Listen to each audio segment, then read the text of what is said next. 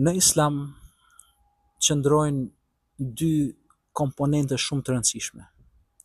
Komponenti i parë është komponenti i aspektit formal dhe komponenti i dytë është aspekti shpirtëror.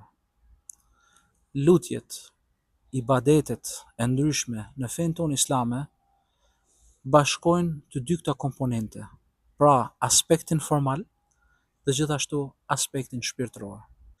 Me njerëzit, gjithashtu, besimtari duhet të ketë përveç aspektit formal edhe atë aspektin shpirtëror.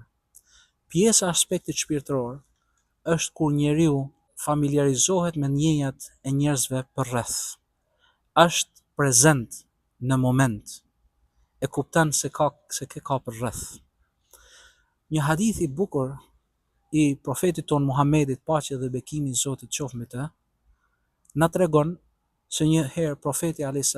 tha që unë kam dëshirë që ta zgjas namazin tim me xhamat, me njerëz, por dëgjoj një të qarë të një fëmije të vogël dhe e shkurtoi namazin. Pra ky hadith tregon rreth mëshirës, dashurisë së profetit a.s. por gjithashtu tregon rreth profetit a.s. duke qenë prezent me komunitetin e tij.